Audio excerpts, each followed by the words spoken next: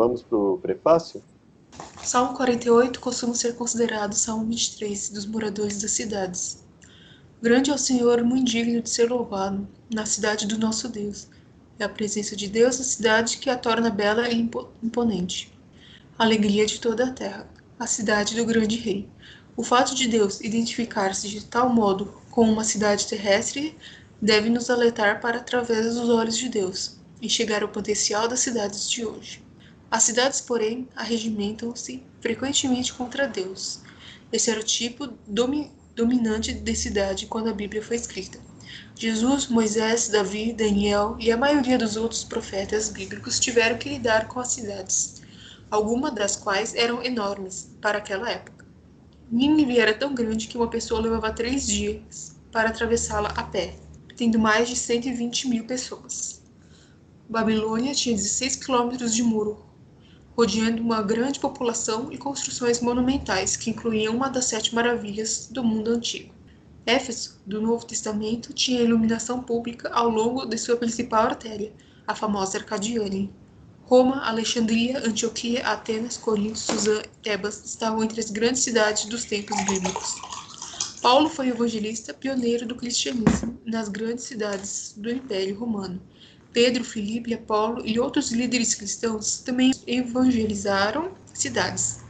As pessoas acostumadas a pensar nas cidades como lugares do mal devem se lembrar de que em visão João viu a intenção de Deus para a humanidade claramente definida como uma cidade de incomparável glória e regozijo.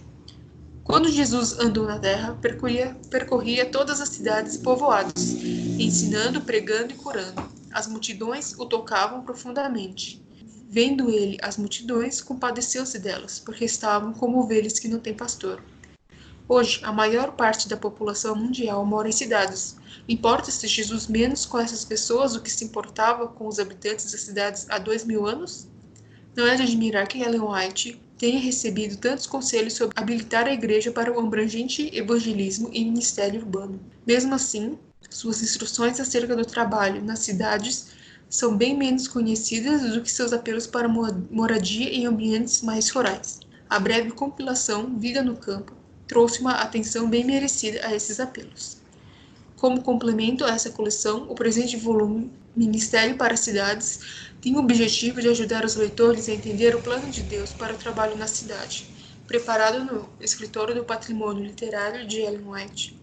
Seu material foi extraído não só de artigos, livros e folhetos, como também de suas cartas e manuscritos. Não é uma compilação exaustiva dos seus conselhos sobre as cidades, mas, como coletânea representativa, é altamente informativo.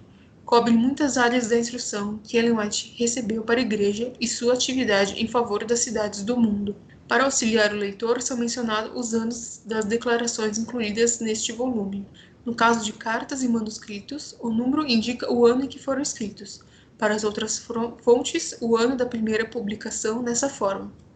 As citações de testemunho para a Igreja, volume 1 e 5, refletem o ano da primeira publicação na forma de panfletos, intitulados Testemunho. Muitas décadas já se passaram desde que Ellen White escreveu o último dos seus conselhos. Em alguns aspectos, as condições que enfrentamos hoje diferem daquelas que ela abordou. O leitor deve ter em mente que o tempo, a localização e outros fatores precisam ser considerados ao se traçarem planos para a obra hoje. As condições podem mudar, os métodos de lidar com elas podem variar, mas os princípios por trás dos conselhos permanecem os mesmos. Esses princípios devem orientar e guiar nossos esforços, no sentido de enfrentar os desafios atuais. À medida que se aproxima a segunda vinda de Cristo, as palavras de Ellen White assumem novo sentido de urgência. O trabalho nas cidades é a obra essencial para este tempo. Quando as cidades forem trabalhadas como Deus deseja, o resultado será colocar em ação um poderoso movimento como nunca foi testemunhado. Nossa esperança e oração é que Ministério para as Cidades ajude os leitores a se comprometerem mais com a aplicação dos conselhos que temos recebido e a se tornarem mais eficientes para alcançar as cidades com a mensagem de Cristo para os últimos dias. Bom, aqui basicamente vem defendendo da importância também, né, de que como no passado os discípulos, enfim, também tiveram que lidar com as cidades, né, e até as grandes cidades, que também existe um trabalho a ser feito, né? Uma obra a ser feita, e não só necessário assim, de se refugiar para os campos, né? Que existe também uma colheita aqui nas cidades. Ele fala também que não é exaustivo, né, mas é uma obra representativa, então quer dizer que a liderança analisou e verificou que isso é representativo do total, né? Então, quem lê isso aí, quem lê essa compilação, ainda que não tenha todos os conselhos sobre o assunto, vai ter uma compilação aí que é representativa e altamente informativa sobre esse total.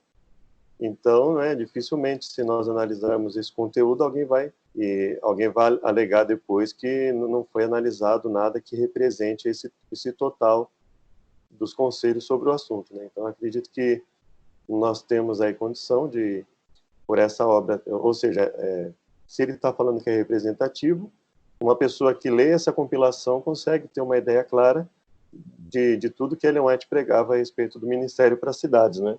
É altamente informativo, então não vai poder ser alegado depois que está descontextualizado o conteúdo que foi passado aqui, né?